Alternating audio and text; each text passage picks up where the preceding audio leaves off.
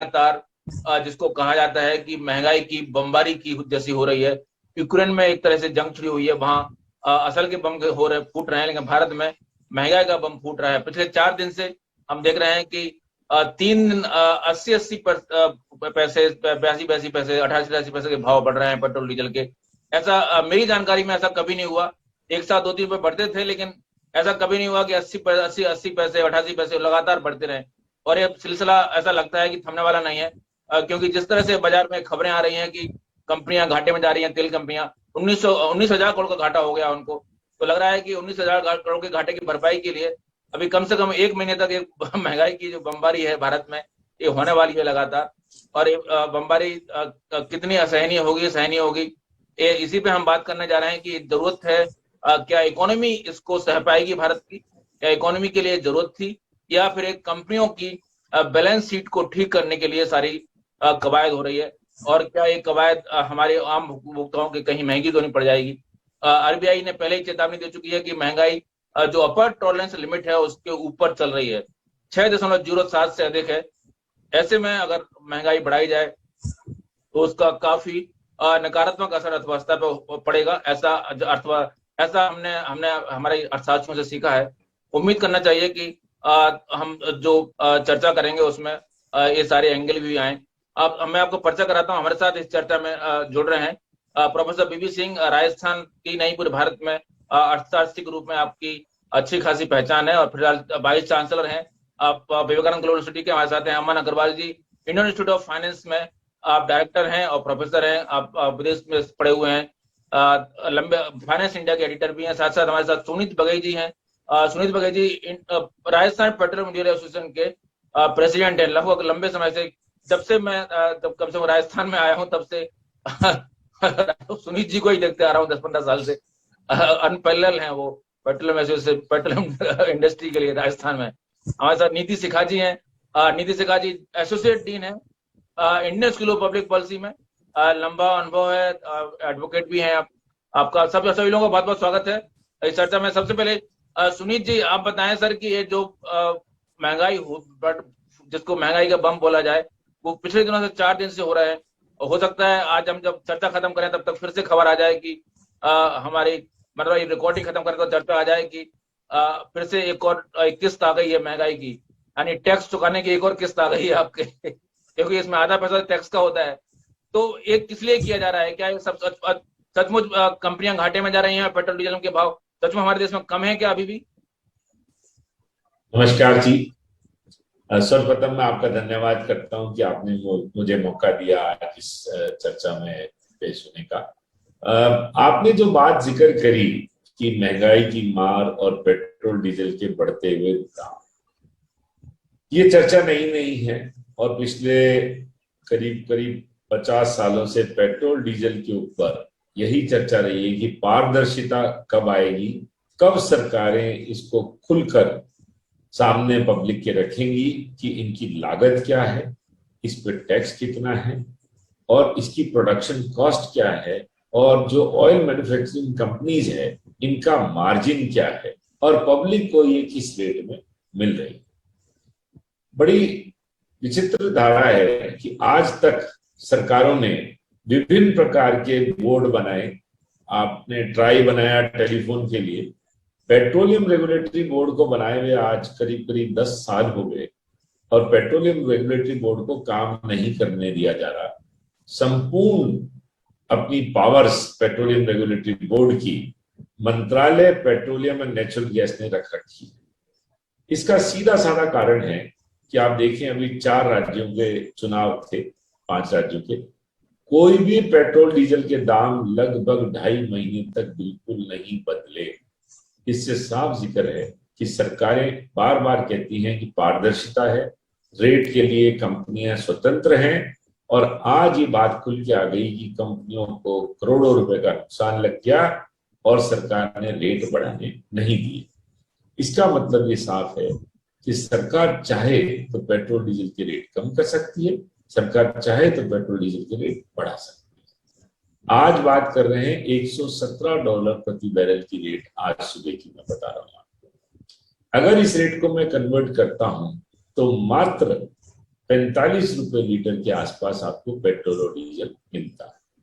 अब ₹45 की चीज अगर हमें ₹109 में मिल रही है तो महंगाई की मार तो अपने आप ही हो जाएगी, इसमें मेरे को कहने की जरूरत नहीं।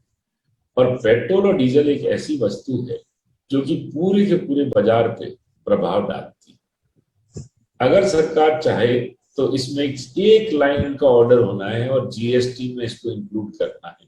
जैसे ये जीएसटी में आएगा, सारी टैक्स की प्रणाली साफ हो जाएगी, एक रेट पूरे भारतवर्ष में मिलेगा और एक रेट पे प्रतिस्पर्धा रहेगी फैक्ट्रियों की काम करने की। आज जहां महंगा तेल मिलता है वहां न तो कोई फैक्ट्री लगती है, न कोई ट्रांसपोर्ट वाला चलता है, न वहां की प्रगति होती है। परंतु सरकारें इस होड़ में है कि कितना टैक्स बढ़ाया जाए और कितना पैसा पब्लिक से वसूल किया। बिल्कुल, बहुत ही अच्छी शुरुआत। मुझे लग रहा है कि इससे अच्छी शुरुआत इस चर्चा की हो नहीं सकती थी। नीति जी, आप पब्लिक पॉलिसी का फ्रंट पे काम करती हैं। सरकार की पब्लिक सबसे बड़ा जो नीति ने जो मुद्दा उठाया कि इसमें पॉलिसी की ट्रांसपेरेंसी कहीं नहीं है। आज तक डायनेमिक प्राइसिंग की बात करते हैं, आज तक किसी को नहीं पता डायनेमिक प्राइसिंग का फॉर्मूला है क्या, कोई नहीं जानता। सुनीत जी कह रहे हैं कि क्या कॉस्टिंग होती है, कोई नहीं पता। मतलब ऐसे कैसे होता है कि 3 कंपनियों हैं, तीनों कंपनियों की एक ही कॉस्टिंग आ जाती है, ऐसे कैसे होता है? तो कहाँ गड़बड़ है पूरी पॉलिसी में? कहीं ना कहीं बहुत बुनियादी लेवल पे कहीं गड़बड़ है कि सिर्फ टैक्स लूटने का पूरा एक धंधा बना हुआ है। स्वतंत्रता जी, आपने बहुत अच्छा सवाल किया और मैं बगाई जी से सहमत हूँ कि इसमें पारदर्शिता नहीं है। अब सवाल ये आता है कि क्या ये सरकार जानबूझ के कर रही है?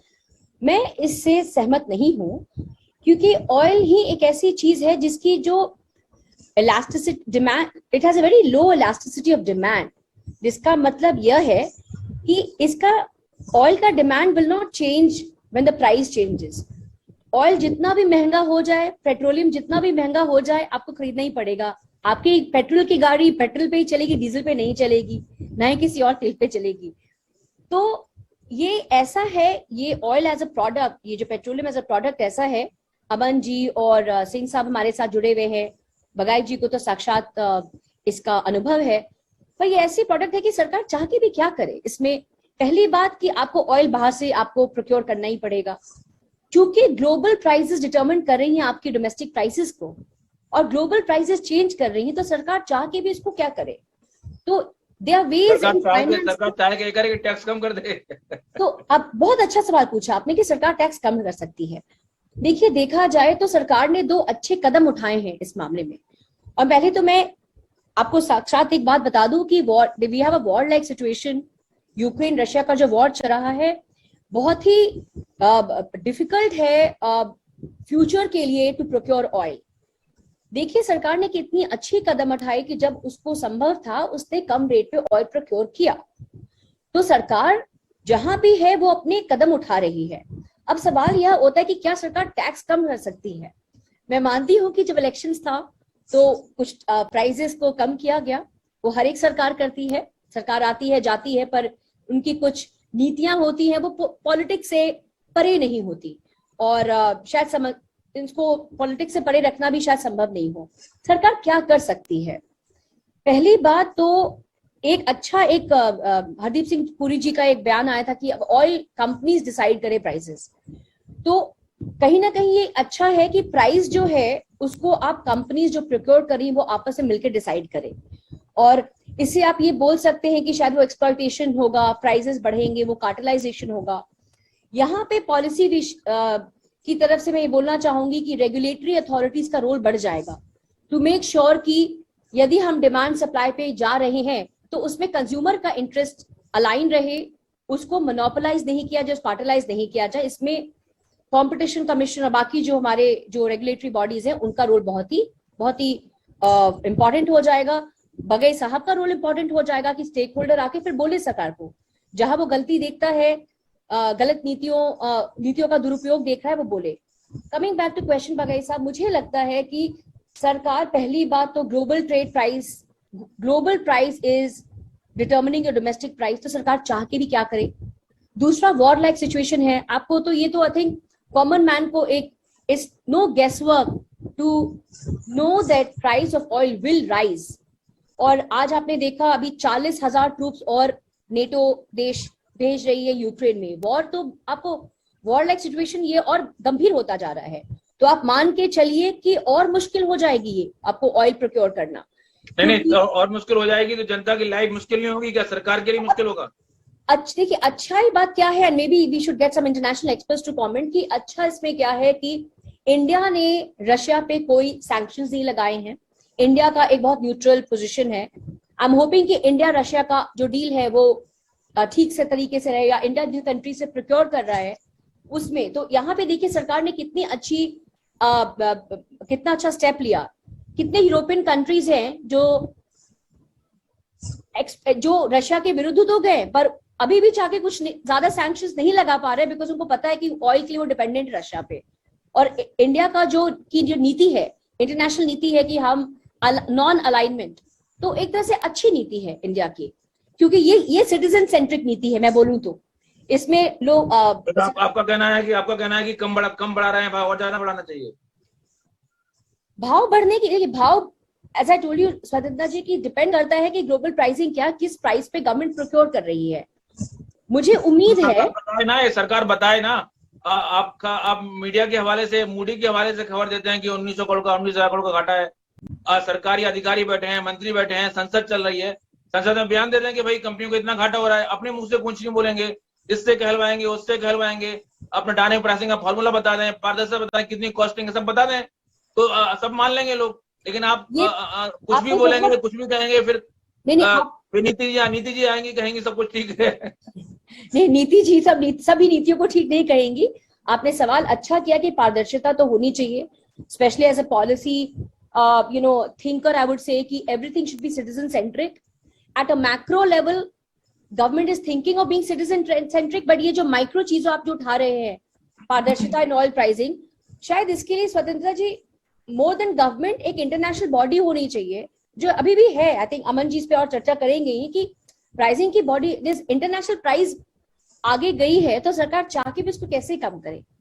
जी जी सर, सिंह साहब, मैं आपसे जानना चाहूंगा सर कि प्राइस बढ़ाए जा रहे हैं, ये अर्थव्यवस्था के लिए क्या जस्टिफाइड है? अर्थव्यवस्था हमारी इससे आगे ग्रोथ में, जैसे कि हमने देखा कि फिच ने आपके हमारी जो ग्रोथ रेट है उसका अनुमान घटा दिया, मूडी ने घटा दिया कि महंगाई बढ़ने वाली है, तो ये अर्थव्यवस्था के लिए कितना ठीक है? देखिए जी, 2-3 चीजें तो बहुत स्पष्ट हैं कि हम रशिया यूक्रेन को ब्लेम करना इस चीज के लिए कि सब सप्लाई डिसरप्शंस आ गए हैं, ऑयल की सप्लाई कम हो रही है, रशिया से ऑयल नहीं आ रहा है। उससे पहले हमें ये देखना पड़ेगा कि रशिया से हम इंपोर्ट करते कितना ऑयल है। I think hardly 1%। वो कंसर्न वेस्टर्न वर्ल्ड के लिए है जो रशिया के ग्लोबल इंपोर्ट्स के ऊपर डिपेंडेंट है। तो एज पर सप्लाई डिसरप्शंस की बात है, उसमें इंडिया कहीं पार्टी नहीं है, बिकॉज हम बहुत कम ऑयल वहां से इंपोर्ट करते हैं। सेकेंड एस्पेक्ट है कि उसकी वजह से इंटरनेशनल प्राइसेस राइज हुई। इंटरनेशनल प्राइस राइज होने के बाद आज राइज हो गई, राइज तो नवंबर के बाद भी हो रही थी। तो ये बात तो बहुत क्लियर है कि जितनी भी ऑयल कंपनीज हैं, पीएनजीआरबी को हमने ठंडे बस्ते में डाल दिया। पीएनजीआरबी पर हम बात नहीं करते हैं। पीएनजीआरबी का पर्पज यही था कि आप किस रेट पर इंडिया में एक्सप्लोर करते हैं, बाहर से किस रेट पर परचेज करते हैं, so that the regulatory body can take action against the government, these oil marketing companies, whether private sector or public sector. अब यही ऑयल मार्केटिंग कंपनीज की बात यही केवल सरकारी कंपनियों की नहीं, जो प्राइवेट कंपनीज आई हैं वो भी उसी को फॉलो करती हैं। It means directly government is dictating the price, there is no role of the government. ये आज से नहीं है, हमेशा से है। आप जब भी इलेक्शन, आप पूरा ट्रेंड देख लीजिए, 20 साल का, 30 साल का, 25 साल का, जब भी इलेक्शन आते हैं 3 महीने, 4 महीने, 2 महीने पेट्रोल डीजल की प्राइस फ्रीज रहती है और उसके बाद चेंज आना शुरू करता है। किसी ऑयल मार्केटिंग कंपनी को जो बिजनेस करता है उसको इलेक्शन से क्या लेना देना। अगर रिलायंस बिजनेस में है या इंडियन ऑयल बिजनेस में है, they are a marketing company. Second aspect, you start increasing the price. कोई कंपनी ये नहीं बताती है कि मेरे पास इन्वेंट्री क्या है। मैं कहीं एक रिपोर्ट में पढ़ रहा था कि शायद इन्वेंट्री के पास, इनके पास $230+ बिलियन का तो ऑलरेडी सरप्लस है इनके पास। फिर प्राइस आज तक क्यों नहीं बढ़ाई? अब मैं बताऊं कि साहब इलेक्शन हुए तो बहुत टाइम हो गया, 10-15 दिन हो गए। पहले शायद कंपनीज ये उम्मीद कर रही होंगी कि हो सकता है कि स्टेट गवर्नमेंट और सेंट्रल गवर्नमेंट दोनों जो है एक्साइज और वैट को रिड्यूस करें, क्योंकि अब इलेक्शन खत्म हो गए हैं, तो शायद हो सकता है रिड्यूस करें। बट गवर्नमेंट का साफ कंस्टेंट है कि 31 मार्च से पहले तो रिडक्शन करने की कैपेसिटी में है ही नहीं, कोई अपने एक्सचेकर को लॉस में नहीं लाना चाहेगा। सो जब नहीं हुआ उन्होंने बढ़ाना शुरू किया, और बढ़ाने का बहुत क्लियर है कि जब तक जो ट्रेंड एसबीआई की रिपोर्ट कहती है, शायद 2018 उन्होंने पब्लिश किया, डेटा निकाला हुआ है, दैट इज कि अगर प्राइस राइज हुआ एक बार इंडस्ट्रियल मार्केट में, तो सेटल होने के लिए उस प्राइस को करीब 18 महीने से 2 साल का टाइम चाहिए, और 3-4 महीने में आप 20-30% प्राइस को सेटल कर सकते हैं, बिकॉज वो सप्लाई को उस तरह से रेस्ट्रिक्ट करना शुरू करते हैं। सो ये बहुत क्लियर है कि अगर आप ऑयल मार्केटिंग कंपनीज का लॉस देखते हैं आज के दिन में, नवंबर से लेकर आज तक का, जो इन्वेंट्री की बात नहीं करें, वो बताएं कि हमने किस प्राइस पेट्रोल परचेज किया हुआ है या किस प्राइस पर वो किया हुआ है, तब ये क्लियर है कि इंडिया के अंदर करीब 7 से 12 रुपए या 14 रुपए के बीच में पेट्रोल प्राइस और डीजल की प्राइस बढ़ना चाहिए तभी तक। अभी 80 पैसे 90 पैसे 80-90 पैसे, तो आप जैसे आपने कहा कि एक महीने के अंदर जो है वो 12-13 रुपए का जो है मार्जिन है वो कवर हो जाएगा, और उसके बाद कंपनीज वापस ही रेट पर आ जाएंगी जो इंडस्ट्रियल प्राइस के अंदर होगा। Another important aspect, Russia Ukraine war कब तक चलेगा, रशिया से हम कितना परचेज करते हैं, but price volatility international market में कंटिन्यू करेगी, और उस प्राइस वॉलेटिलिटी के साथ जो है प्राइसेस फ्लक्चुएट करेंगी। अब मैं बात आता हूं नीति जी के पॉइंट के ऊपर। नीति जी ने कहा कि इसकी इलास्टिसिटी ऑफ डिमांड बहुत कम है, इट मींस का प्राइस से रिलेशन नहीं है। मेरा सिंपल सवाल ये है सरकारों से हमेशा कि क्या एनर्जी इसेंशियल कमोडिटी आप मानते हो कि नहीं मानते हो? जब एनर्जी प्रोडक्ट्स सभी इसेंशियल कम्युनिटी के अंदर आते हैं, सब बिजली पे कहते हैं सब इतना कम करो, टैक्स मत लगाओ, इस पर टैक्स नहीं लगाओ, वैसे डीजल पेट्रोल भी एनर्जी प्रोडक्ट हैं, और इसेंशियल कम्युनिटी के अंदर कितना जीएसटी आप लेते हैं? 33%, 34% टैक्स कहीं नहीं है, और उसके ऊपर स्टेट का वेट और है, मींस 40-45% आप टैक्स लेते हो। फिर लोग बगैजी से कहते हैं आप सब पेट्रोल की प्राइस बढ़ा रहे हो। सो नाउ इशू यहाँ पर वो है कि सरकार व्हीकल पर टैक्स लगाए, जो मर्सिडीज परचेज करना चाहता है उस पर टैक्स लगाए, कहीं से और लेके आए, बट इसेंशियल कम्युनिटी के ऊपर कभी भी 30 और 40% टैक्स नहीं हो सकता। अगर मैं ये मानता हूँ, जो मैं अक्सर से विद्यार्थी की तरह मानता हूँ कि इंडिया के अंदर आज के दिन में जो एनर्जी प्रोडक्ट हैं वो सब इसेंशियल कैटेगरी के अंदर आते हैं, और उस पर किसी हालत में टैक्स रेट 40% प्लस नहीं हो सकता। जीएसटी में ना लें का आप जानते हैं कि स्टेट गवर्नमेंट अपोज कर रही है, बिकॉज स्टेट गवर्नमेंट जानती है कि लिकर और ये जो दो प्रोडक्ट हैं उनके लिए मैक्सिमम सोर्स ऑफ रेवेन्यू है। So that is a tussle from day 1 जब से जीएसटी काउंसिल बनी।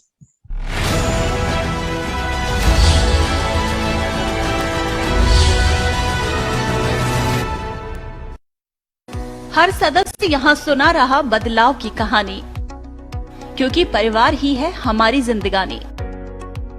बदल गया है अपना परिवार, नया जैसा मिल रहा हर बार। हेल्थ के टिप्स हो, चाहे आज के इस पेंडेमिक दौर में पॉजिटिव एनर्जी की संचार की बात हो, परिवार का परिशिष्ट जो आता है पत्रिका के साथ में, वो मेरे परिवार का एक अभिन्न हिस्सा बन गया है।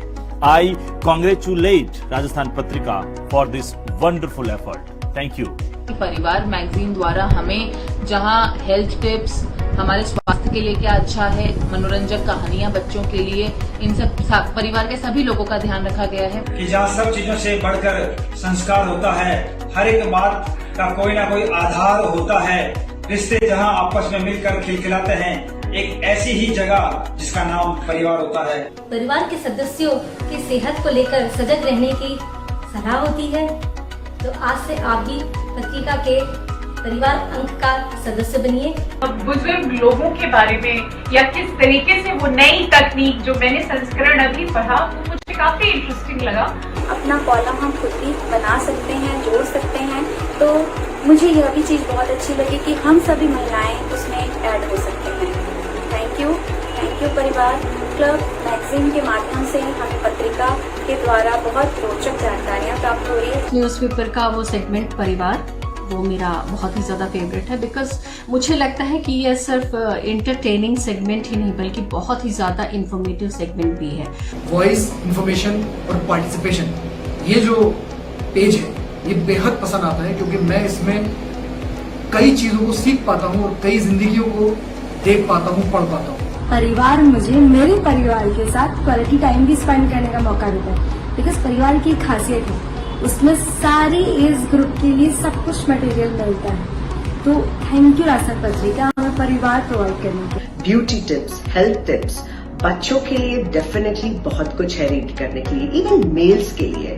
तो ये मैगजीन ऐसी है जहां आप सपरिवार बैठ के इसको रीड कर सकते हैं और अपने परिवार को बहुत ज्यादा क्लोज ला सकते हैं।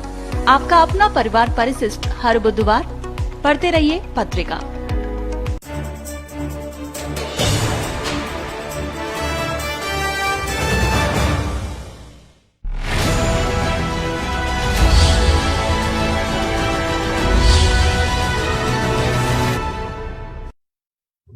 जी अमन जी, 14 दिसंबर को हमारे जो वित्त मंत्री निर्मला सीतारमण ने बताया था कि भारत ने 2021 में 3,71,000 करोड़ रिकॉर्ड कमाई की थी पेट्रोल डीजल पर टैक्स से।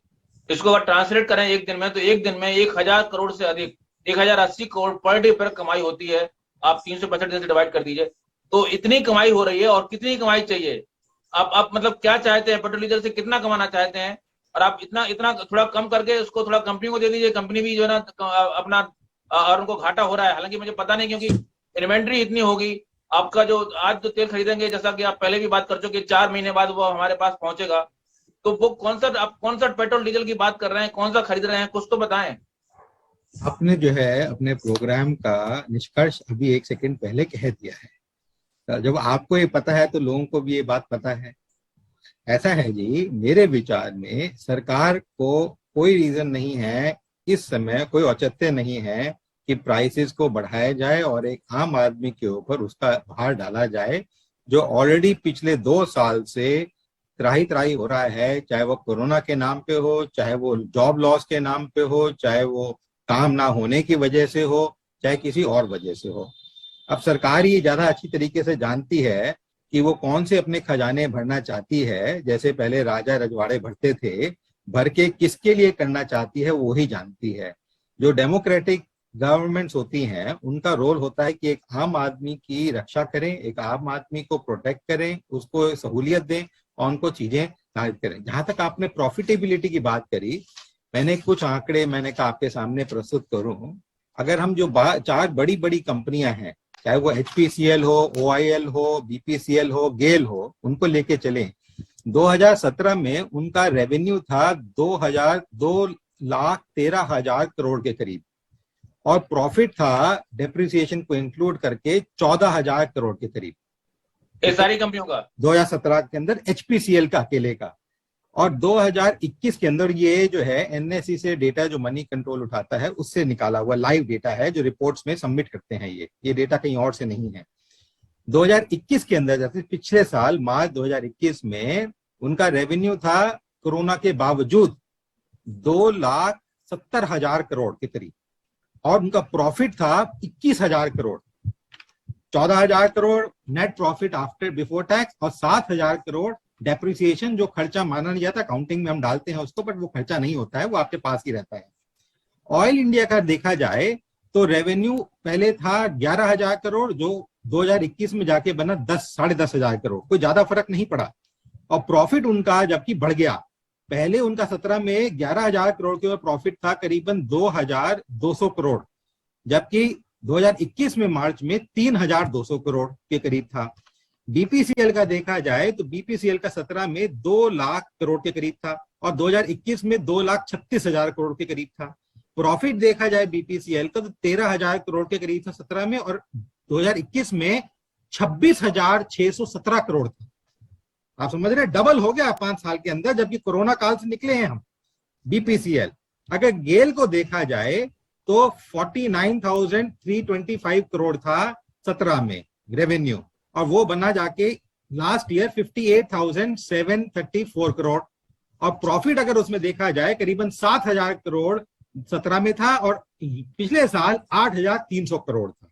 तो अगर हम एवरेज लेके चलें सबका, अगर प्रॉफिट का एवरेज लेके चलें तो आप एक लेके चल सकते हैं कि 8 से 9,00,000 करोड़ के करीब एवरेज 4 कंपनियों का, सिर्फ सरकार की 4 कंपनियों का सिर्फ प्रॉफिट पिछले साल एवरेज रहा है।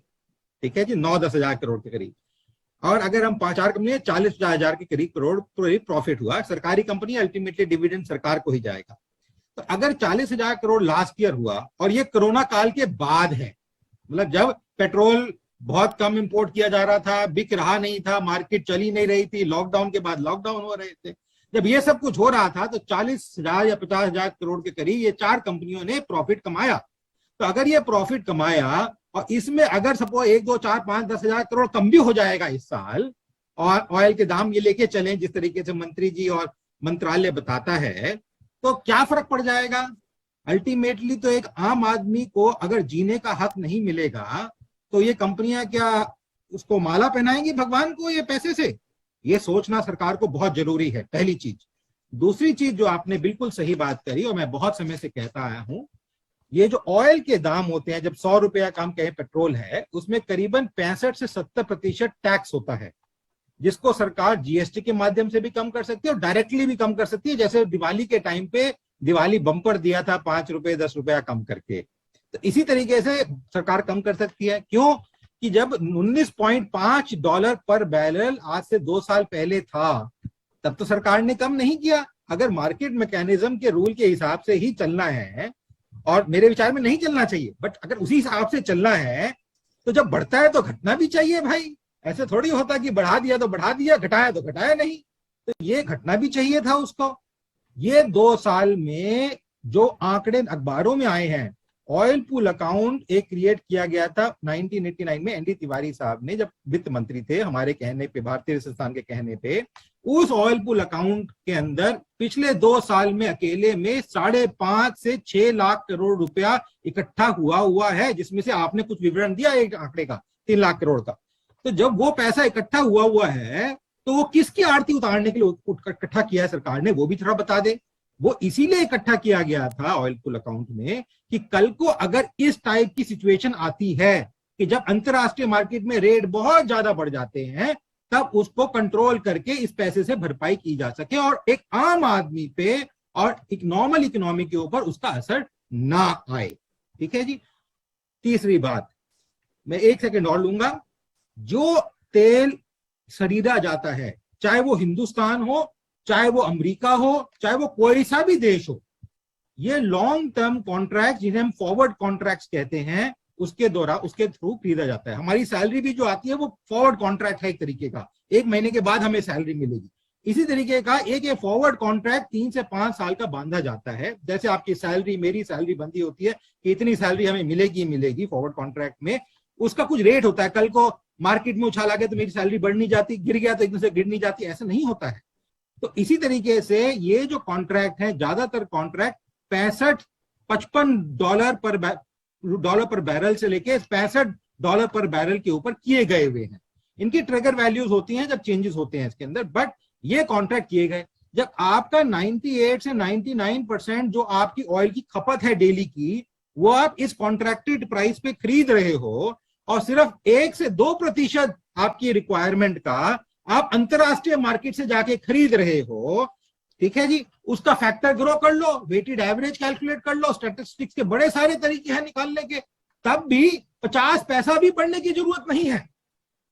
तो फिर ये सरकार किस खुशी में अलग अलग आंकड़े देके, ये तो प्रोजेक्टेड बैलेंस शीट फिगर्स मैंने आपको दी हैं, और इसमें तो बहुत सारी और कंपनी हैं जो उनके प्रोडक्ट्स बना के बेचती हैं, उनका नाम ही नहीं है यहाँ पे कहीं पे भी। तो आप ये सोचिए जब इतना बन रहा है तो क्या औचित्य रह जाता है कि तेल के दाम ऐसे बढ़ाए जाएं और एक आम आदमी को गुमराह करके कि रशिया यूक्रेन वॉर हो रही है। रशिया यूक्रेन वॉर से तो हिंदुस्तान को ज्यादातर फायदा हो रहा है। ह्यूमैनिटेरियन ग्राउंड पे मैं नहीं कहना चाहूंगा कि वॉर अच्छी चीज है। फायदा कैसे हो रहा है? अब तेल जब खरीदने गए, करीबन 15 मिलियन बैरल का कॉन्ट्रैक्ट हिंदुस्तान की कंपनियां कर चुकी हैं रशिया से खरीदने का, करीबन 20 से 30% मार्केट रेट से कम पे। तो अगर मार्केट रेट $100 लेके चले, डॉलर पर बैरल लेके चले, तो करीबन 70 से $80 पर बैरल के ऊपर खरीदने का, जो ओपन मार्केट से सिर्फ 1 या 2% हमें चाहिए, वो खरीदने का उन्होंने कॉन्ट्रैक्ट ऑलरेडी कर लिया है। तो कहां से आपका 110, 120, 130 की बात कर रहे हैं कि हो गया है, और उससे हमें जो है सर लोगों के पैसे बढ़ा देने चाहिए। मेरे विचार में कुछ एब्जॉर्प्शन कैपेसिटी इन कंपनियों के ऊपर लगानी चाहिए, कुछ अकाउंटेबिलिटी लगानी चाहिए, और मंत्री जी को बताना चाहिए, क्योंकि कोई मंत्री जो होता है सारे आंकड़े नहीं देख सकता। जो उसके अर्दली बताएंगे, जो सेक्रेटरी बताएंगे, ज्वाइंट सेक्रेटरी, डिप्टी सेक्रेटरी बताएंगे, और साथ ही साथ जो चेयरमैन और ये कंपनियों के चेयरमैन है वो बताएंगे आके। मंत्री जी को उनको सुनना पड़ेगा, बिकॉज वो एरिया के एक्सपर्ट हैं। उनको ये देखना जरूरी है कि जो कांग्रेस ने ये एक चलन शुरू किया था ओपन मार्केट प्राइसिंग का, डेली सेटलमेंट का, वो बिल्कुल गलत है। आपको करना है डेली सेटलमेंट, आप क्वार्टरली करिए, आप मंथली करिए, कोई तो बेसिस बनाइए किसी चीज करने का। और पारदर्शिता, जैसे आप शुरू से कह रहे हैं, नीति जी ने भी कहा, सुनीत जी ने भी कहा, विजय जी ने भी कहा, पारदर्शिता कहीं पे नहीं है। वो लाना भी मुश्किल रहेगा, बट कम से कम इंसान को हिंदुस्तान के अंदर जीने का एक रीजन चाहिए और उसको रीजन देना चाहिए। ऐसी चीजें बढ़ा के, ये तो आप 1-2 रुपए की बात कर रहे हैं। मैं आपको बताऊं स्वतंत्र जी, जो 25 रुपया बल्क परचेजेस पे बढ़ाया गया 3 या 4 दिन पहले, उसका जो इम्पैक्ट है आपके ऊपर, मेरे ऊपर, और एक गरीब व्यक्ति जो 10 रुपए कमाता है सारे दिन में, हिंदुस्तान में ऐसे लोग भी हैं जो 10-10 रुपए कमाते हैं सारे दिन में, वो जो कमाता है उसके ऊपर जो इम्पैक्ट पड़ेगा उसका कोई चारा नहीं है। क्योंकि वो जो बल्क कंपनीज लेंगी और फिर बाद में उसको ट्रांसफर करेंगी अपनी प्राइसिंग के अंदर, वो प्राइसिंग कभी कम नहीं होगी, वो प्राइसेस बढ़ के ही, चाहे वो आटा हो, दाल हो, सब्जी हो, कोई भी चीज हो, उसके दाम कम नहीं हो सकते हैं। ये दाम तो कम हो जाएंगे मेरी गाड़ी के लिए, पर वो दाम कम नहीं हो सकते हैं। और वो दाम एक बार बढ़ गए फिर वो बड़े ही रेट रहेंगे और आम आदमी को अपनी सैलरीज को बढ़ाना पड़ेगा, पुश करना पड़ेगा, ताकि उनको स्टैब्लिश करके सस्टेन कर सके। बिल्कुल। तो फिलहाल चर्चा में वक्त है ब्रेक का, ब्रेक के बाद लौटेंगे तो बात करेंगे कि महंगाई बढ़ने का क्या असर होता है। जब आरबीआई कह रहा है कि अपर टॉलरेंस लेवल से आपकी महंगाई ज्यादा है, और महंगाई के संकेत बढ़ने के बाद हमने देखा कि फिच ने और मूडी जैसी जो रेटिंग एजेंसी, उन्होंने भारत की ग्रोथ अनुमान को घटा दिया है। तो फिर किस तर्क से, किस लॉजिक से, किस गणित से सरकारें ये कह रही हैं कि महंगाई बढ़ाना अभी सही होगा, रेट बढ़ाना सही होगा? आखिर सरकार के दिमाग में क्या चल रहा है? विशेष रूप से नीति जी से जानेंगे, क्योंकि पॉलिसी का मैटर आप बेहतर समझती हैं। कहीं में जाइए, लौटते हैं छोटे से ब्रेक के बाद।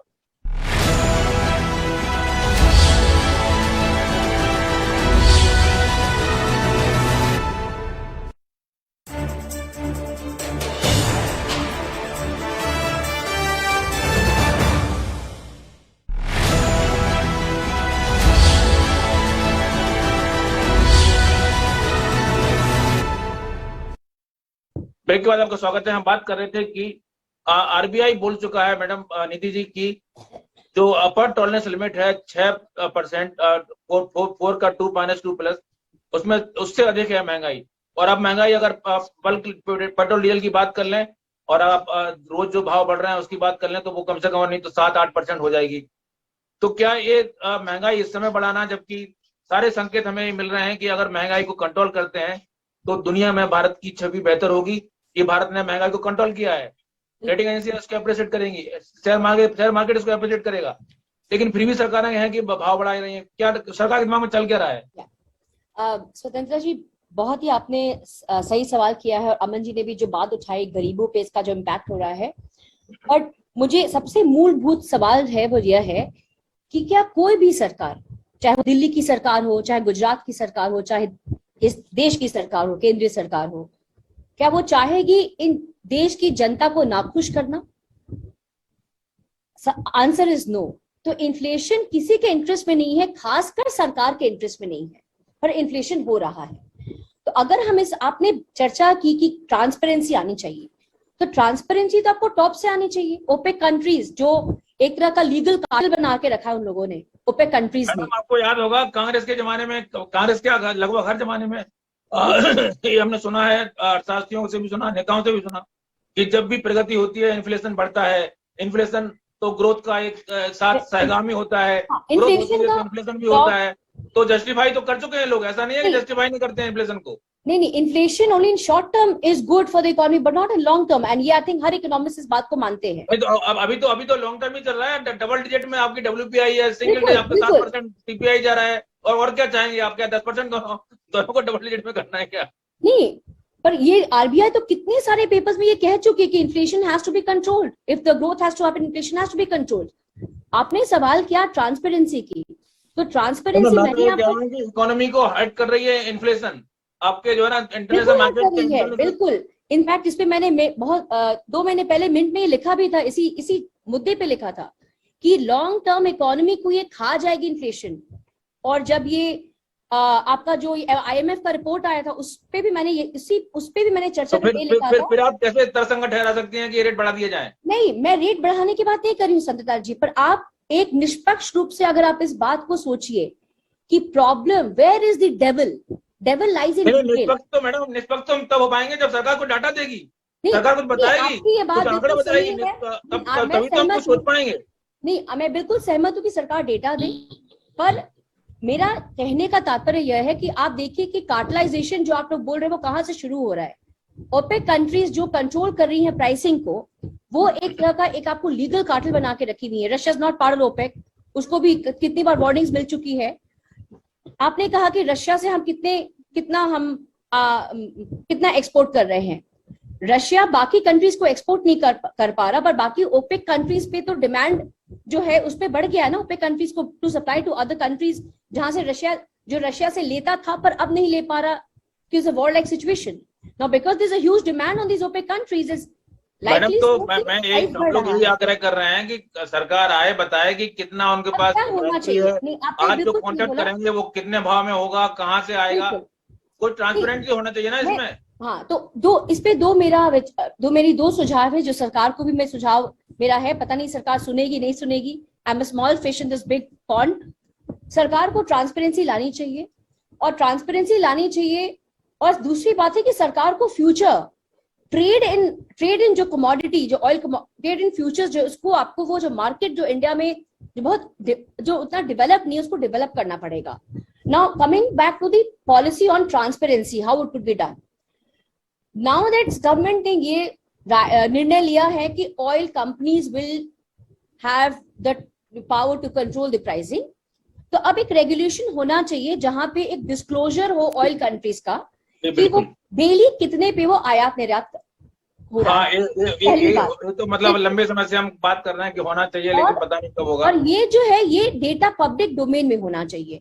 तो may be what government should do now, जिस तरह से आपने देखा कि रेरा बनाया, नई रेगुलेटर्स आए हैं, एक ऑयल कंपनी का निष्पक्ष रेगुलेटर आवश्यक है। Regulator not to punish the oil companies but ask for certain information. देखिए अभी मार्केट में बहुत इन्फॉर्मेशन एसिमेट्री है, हमें कुछ नहीं पता कितना आ रहा है और कितने पे प्राइसिंग किया जा रहा है। तो पहली बात ये है।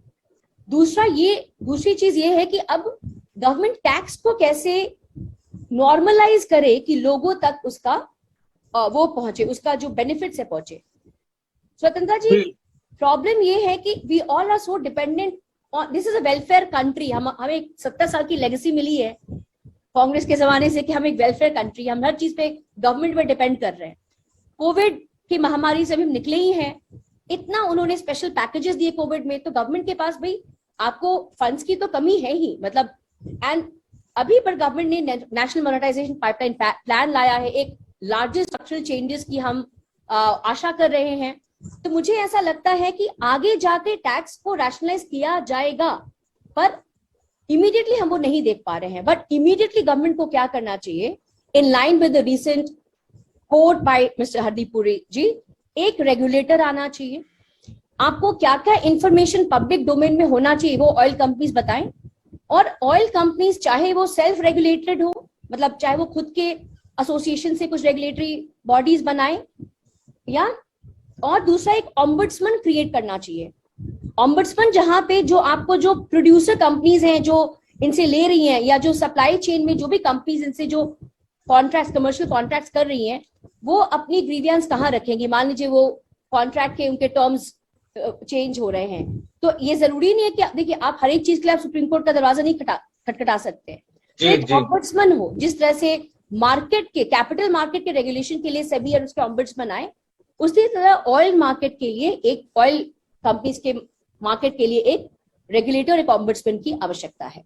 बिल्कुल जी सुनील जी, अब मैं देख रहा था कि मैं इनकी बात का जवाब देना चाहूंगा।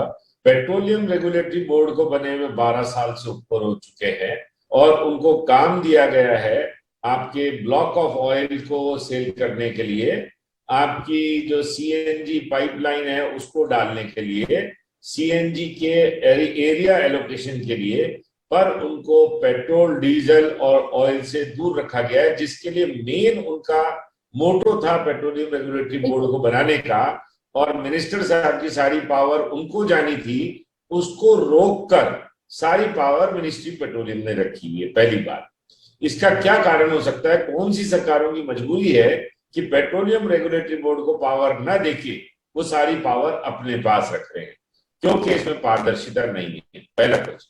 दूसरा, अगर आप देखेंगे तो आज की डेट में पेट्रोल डीजल पे 240% टैक्स लगाया जा रहा है भारत में, जो कि विश्व भर में लगभग हम तीसरे नंबर पे आते हैं।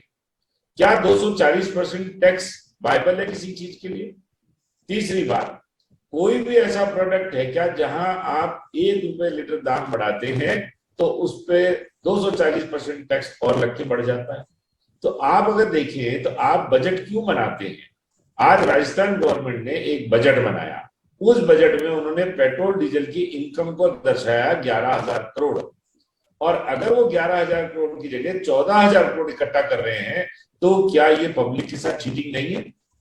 क्या they are allowed to collect more money than the planned budget? क्या आपको जैसे तनख्वाह दी जाती है 100 रुपए, तो क्या मैं उस 100 रुपए की जगह आपसे 200 रुपए खर्चे की उम्मीद कर सकता हूं? या मैं आपको कहूं कि नहीं, आप 200 रुपए कंपनी के लिए खर्चा कर दें? तो मेरा ख्याल जहां तक है, गवर्नमेंट ने पेट्रोल डीजल को जानबूझ के सारी पावर्स अपने पास रखी हुई है, जिससे कि इसमें न तो ट्रांसपेरेंसी आए, न पब्लिक को पता चले। ऑयल कंपनीज, आप ताज्जुब करेंगे, आज इन्होंने लाखों करोड़ रुपए की इन्वेस्टमेंट करके रिलायंस, एसआर और शेल ने पंप लगा दिए, और आज की लेटेस्ट न्यूज दे रहा हूं, इन सारे पंपों से तेल गायब है। इसका मुख्य कारण है कि जब गवर्नमेंट कंपनियों ने अपने रेट को सब्सिडाइज कर रखा है, ये कंपनियों के पास तेल नहीं है कस्टमर को देने के लिए। 125 रुपए लीटर का तेल अगर कंपनी हमें 95 रुपए लीटर में बेच रही है मार्केट में, और आज रिलायंस, एसआर, शेल जैसी कंपनियों ने अपने पंप बंद कर दिए हैं पूरे के पूरे, आप सोचिए कस्टमर का क्या हाल है? इन कंपनियों से जुड़े हुए डीलर्स का क्या हाल है? इन कंपनियों के जुड़े हुए डीलर्स के एम्प्लॉयज का क्या हाल है? ये हादसा पहले भी हो चुका है। क्यों नहीं पेट्रोलियम रेगुलेटरी बोर्ड को पावर देके और इसको प्रॉपर कंट्रोल सिस्टम में लाया जाए, जिस तरह से बाकी फोन्स काम कर रहे हैं, आपका रेरा काम कर रहा है या और डिपार्टमेंट कर रहे हैं, सेबी कर रही है, तो क्यों नहीं पेट्रोल डीजल जो हमारी रोजमर्रा की जिंदगी का महत्वपूर्ण पार्ट है, उसको पेट्रोलियम रेगुलेटरी बोर्ड के थ्रू रेगुलेट किया जाए। सर, अभी आपने थोड़ी देर पहले कहा था कि 7 से 12 रुपए एडजस्ट करना है, तो ये आंकड़ा जो सर मीडिया में चल रहा है वही आंकड़ा है? आपका अपना कुछ गलत है? मेरा नहीं है एक्चुअली। एसबीआई ने एक ट्रेंड डेवलप किया था हिस्टोरिकल डेटा के ऊपर, तो वो एसबीआई की रिपोर्ट की बेसिस पर ही जो मीडिया में चल रहा है वो चल रहा है कि एसबीआई की रिपोर्ट सजेस्ट करती है कि इस समय जो ऑयल कंपनीज का डेफिसिट है नवंबर से आज तक प्राइस न बढ़ाने का, उसको अगर रिकवर करना है तो पेट्रोल की प्राइसेस को उनको, अब थोड़ा प्राइसेस, इनवेस्ट प्राइसेस घट गई हैं, तो करीब वो 7 से 10 रुपए के बीच में उनको एडजस्ट करना पड़ेगा अगर इस लेवल पर आना चाहते हैं। नहीं तो एसबीआई के हवाले से खबरें आती हैं या किसी मीडिया के हवाले से खबरें आती हैं, क्यों नहीं ये मंत्री जी आगे बोले, अधिकारी आगे बोले कि ये हालत है, ऐसा करना जरूरी है? तो ये तो आप करा सकते, हम लोग नहीं करा सकते। तो ये जो आप डिस्कस करो पर्पज उसका वही है बेसिकली कि लोगों को पता होना चाहिए एंड गवर्नमेंट को रिएक्ट करना चाहिए। जी अमन, प्रोफेसर अमन, आपको क्या लग रहा है, सॉल्यूशन क्या है? हमने समस्या पे बात तो कर ली, बार बार समस्या पे हम लोग उलझ रहे हैं। आप हम लगभग ये कह रहे हैं कि ऐसा नहीं होना चाहिए। सवाल है कि सरकार के दिमाग में क्या चल रहा है, वो उस पर हम क्यों नहीं सोच रहे? उनके पैर में, जिसको बोलते हैं उनके जूती में पैर रख के देखें कि उनके दिमाग में क्या चल रहा है। देखिए जी, पहली बात तो सरकार के पास बड़े बड़े इकोनॉमिस्ट हैं, नीति आयोग है, उनके पास चीफ इकोनॉमिस्ट है, करोड़ों रुपए के लोगों को हायर कर रखा है। तो मैं तो बहुत छोटा इंसान हूँ जो उनको कुछ सुझाव दूं, पर जो हम ऑयल खरीदते हैं उसमें करीबन 70% जो मेन कंट्रीज से आता है, वो पीटीआई ने अभी कुछ दिन पहले रिलीज किया था इंफॉर्मेशन, वो उसमें 27% आज की डेट में हम इराक से खरीद रहे हैं, 17% सऊदी अरेबिया से खरीद रहे हैं, 13% यूएई से खरीद रहे हैं, 9% यूएसए से खरीद रहे हैं, और रशिया का जो आंकड़े आए वो 2% के करीब है। कोई 2 कहता है, कोई 0.2 कहता है, जहां तक मेरे को 3-4 रिपोर्ट से आई वो 2% है।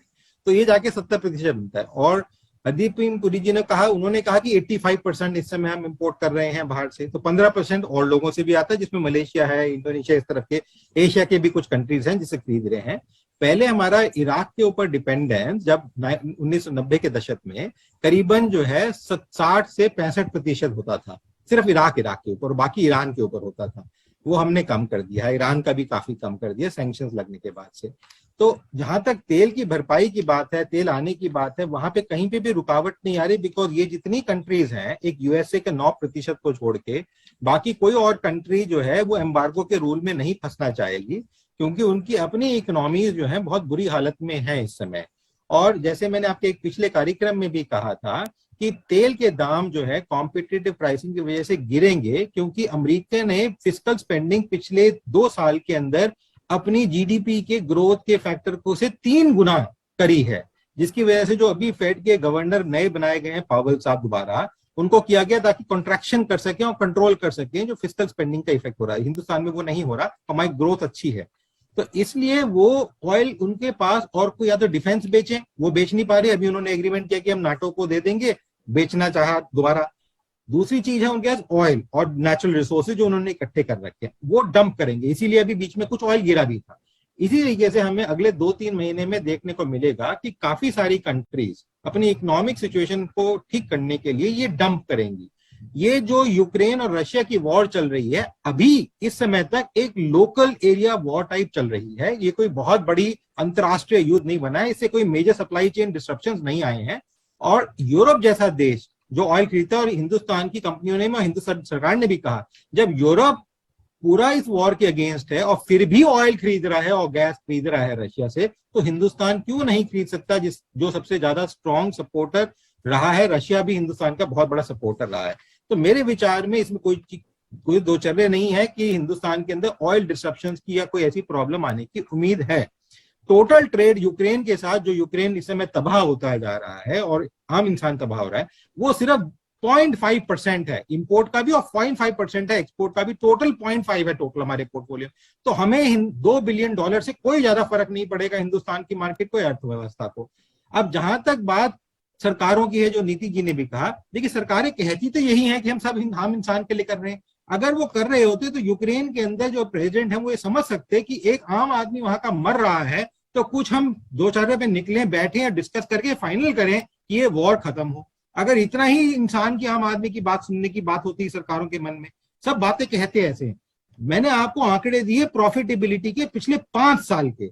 अब आप देख सकते हैं उसमें अनएम्प्लॉयमेंट भी आया, ग्रोथ भी आया, डाउनफॉल भी आया, इकोनॉमिक ग्रोथ भी डाउन गया, कोरोना भी आया, कोविड भी आया, लॉकडाउन भी आया, सब कुछ आ लिया। ऐसा कोई चीज नहीं रही जो नहीं आई है उसके अंदर। जब वो सब आने के बाद इतना प्रॉफिटेबिलिटी कराई कंपनियों ने, तो अगर एक साल वो लॉसेस भी, अभी मेरे को नहीं पता, लॉसेस में भी चली जाएंगी, मान के चले, तो कौन सी बड़ी बात है। बड़ी बड़ी कंपनियां लॉसेस में जाती हैं और फिर वापस उभर के निकल के आती हैं। यहां पे तो सरकार की उनको सेंटिटी है, सपोर्ट है, 5 लाख करोड़ है। ऑयल बॉन्ड्स कांग्रेस के टाइम पे निकाले थे, पर वो ऑयल बॉन्ड्स निकाले थे पैसा फेंकने के लिए, उसको रोकने के लिए। यहां पे अगर यही ऑयल बॉन्ड्स निकालती हैं इंफ्रास्ट्रक्चर क्रिएट करने के लिए, ऑयल एक्सट्रैक्शन के लिए या ऑयल की प्रोडक्शन बढ़ाने के लिए, तो वो ऑयल बॉन्ड्स भी उनको पैसा देगा आज के टाइम में उसको सस्टेन करने के लिए। दूसरी बात, mergers and acquisitions, oil companies की बात छिड़ी थी। नीति आयोग ने एक रिपोर्ट सबमिट करी अगस्त के अंदर, उसमें उन्होंने सिर्फ मोनेटाइजेशन, उसकी मोनेटाइजेशन की बात नहीं की, एसेट मोनेटाइजेशन की। उन्होंने ये भी कहा कि कंपनियों को मर्ज किया जाए ताकि इनके खर्चे कम हो और हमारी प्रॉफिटेबिलिटी ज्यादा निकल के आए। बहुत सारे देशों ने ये कुछ कार्य पिछले 30-40 सालों में किए हैं, और वो अगर करेंगी तो उससे भी हमारे को बेनिफिट हो सकता है। ठीक है जी। रशिया में आप ऑलरेडी बता चुका हूं 30% कम पे मिल। तो मेरे विचार में बहुत सारी चीजें हैं सरकार के पास, बहुत सारे माध्यम हैं जहां से, पर क्या है, आपने देखा होगा जब लॉकडाउन भी चल रहा था तो शराब को एकदम से खोल दिया गया। क्यों? उससे रेवेन्यू बहुत आता है। तेल को एक ऐसा बना रखा है होली काऊ की तरह, जिसे हम कहते हैं दूध देने वाली गाय या हम सोने की अंडे देने वाली चिड़िया, कि वो कहते हैं जितना दूध ना दूध लो इसको भाई, पता नहीं कल को मिलेगी नहीं मिलेगी, तेल होगा नहीं होगा। तो सारी सरकारें लगी हैं। मैं नीति जी की खुशी देख के खुश हूं, पर नीति जी कोई सरकार चाहे कितना भी कहे आम आदमी के हित में ये काम नहीं कर रही है। अगर इन्फ्लेशन बढ़ रहा है 6% से और आरबीआई भी आपको कह रहा है, तो निर्मला सीतारमन जी को भी आना चाहिए था यहाँ पे, हरदीप पुरी जी को भी आना चाहिए था। और ये यूक्रेन की वॉर से बड़ा खतरा है इन्फ्लेशन का, जो आगे बढ़ के, मैंने भी कहा, विजय जी ने भी कहा, सुमित जी ने भी कहा कि आगे बढ़ के जो एक आम आदमी को, मेरे और आप जैसे मिडिल क्लास आदमी को भी तंग करेगा, और वो उसके पास सरकार का कोई चारा नहीं रहेगा। और जैसे अब अमेरिका कर रहा है वैसा ही करना पड़ेगा आरबीआई गवर्नर को भी, बड़ी बुरी तरीके से। और वो भी पता नहीं उसके बाद कंट्रोल होगा। अमेरिका भी अगले 3 साल के लिए, कम से कम अगले 3 साल के लिए बहुत बुरी सिचुएशन में है। जी जी नीति जी, मैं आपको बताऊंगा, मैं देख रहा हूँ आप कुछ कहना चाह रही हैं, तो मैं आपके पास सुनीत जी आना चाहूंगा। ये जो आंकड़ा चल रहा है, आप तेल कंपनियों को ज्यादा बेहतर समझते हैं कि आंकड़ा चल रहा है कि 19,000 करोड़ के घाटे में है तेल कंपनियां। ये आपको आंकड़ा विश्वसनीय लगता है क्या? ये आंकड़ा ये सिर्फ मतलब मीडिया में फ्लो कर दिया गया है मीडिया में, या फिर ये हकीकत है कि घाटे में हो गई होंगी कंपनियां? कतई नहीं है। और 4 दिन बाद, 31 मार्च के बाद आपके पास रिजल्ट आने शुरू हो जाएंगे और आप प्रॉफिट देख लीजिएगा। नहीं तो मैं तो सब ये पूछ रहा हूँ कि इन 3-4 महीनों में घाटे में गई है कि 3-4 महीनों में कोई घाटा हुआ है क्या? सर, अगर घाटा हुआ होता तो जो दिसंबर के आंकड़े आए थे क्वार्टर के, उसके बाद इनकी शेयर की कीमतें धरातल पे आ जाती, क्योंकि 19,000 करोड़ का घाटा कोई जनवरी फरवरी में तो हुआ नहीं है, मार्च चल रहा है। तो नवंबर दिसंबर में अगर दाम बढ़े थे और इनको घाटा होता तो वो तो फिगर आ जाते क्वार्टरली रिपोर्ट में। बिल्कुल, बहुत महत्वपूर्ण बात सुनीत जी ने उठाई है। अमन जी, आप सहमत हैं इससे? आपको लग रहा है कि 19,000 घाटा हुआ है कंपनियों को? नहीं जी, मैं ये नहीं कह सकता हुआ या नहीं हुआ, बट ऐसा है कि अकाउंटिंग जो होती है ना, बड़ी अच्छी साइंस है।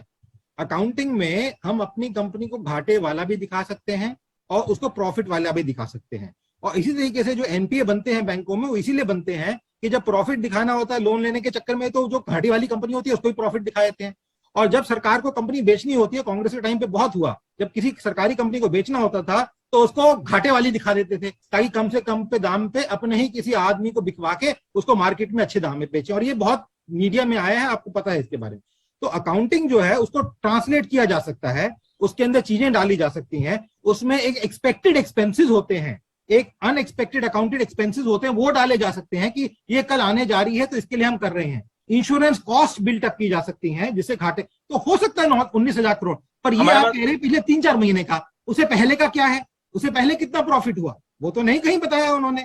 आप मेरी बात समझ रहे हैं? तो इसलिए ये कहना कि ये ओवरऑल घाटा है, जैसे सुनीत जी ने बिल्कुल ठीक कहा, मार्च के अंत में आपको पूरी तरह क्लियर पिक्चर आ जाएगी। जैसे मैं डाटा लेके दे रहा हूं, ऐसा ही डाटा मेरे पास, आप 1 तारीख को बात करेंगे तब भी वहां पे भी मिलेगा उस डाटा का। तो आपको तब पता चल जाएगा कि कौन सी कंपनी घाटे में गई और कौन सी कंपनी लॉस में गई। हमारे पास समय कम है, एक सेकंड लूंगा आपका। और ये समझने की कोशिश करिए कि कोई भी कंपनी जो होती है वो रिजर्व बनाती है। एक चीज हम जिसे कहते हैं रिजर्व, मतलब क्या होता है, जो हर साल प्रॉफिट होता है उसको जोड़ती है। कुछ तो डिविडेंड दे दिया, जैसे आरबीआई भी डिविडेंड देती है, कंपनियां भी सरकार को डिविडेंड, पर कुछ तो रिजर्व में रखती है अपना। तो रिजर्व किस लिए बना रही है?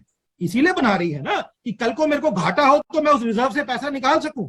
तो रिजर्व बनाने का तो ये तो नहीं है कि कहीं किसी खामची को देना है जाके, वो रिजर्व इसीलिए बनाया जा रहा है। तो इसलिए किसी को भी डरने की, ना मंत्री जी को डरने की बात है कि घाटे से सरकार डूब जाएगी। सरकार 9.2% पे ग्रो कर रही है। और अभी मूडीज ने भी जबकि कम किया था रेटिंग पर 10.5 से उन्होंने भी कहा 9% पे ग्रो करेगी, 8.5, जबकि निर्मला सीतारमन जी ने 8% कहा था, आरबीआई ने 8.5 कहा था, उन्होंने भी करके 8.5 कहा है। 8.5 भी आज की स्थिति में बहुत अच्छी है। और मेरे विचार में जब आप अगले साल रिजल्ट देखेंगे तो 9 से ऊपर का देखेंगे। चलिए, बहुत अच्छी बात है, मैं चाहता हूँ ऐसा ही हो, लेकिन आम आदमी को कष्ट ना इतना ना हो कि जो है ना उसमें दिक्कत हो। प्रोफेसर वीर सिंह सर, मैं सबसे लास्ट सवाल कि चल क्या रहा है, सरकार क्या सोच रही है, क्यों बढ़ा रही है भाव, आपकी नजर में क्या है?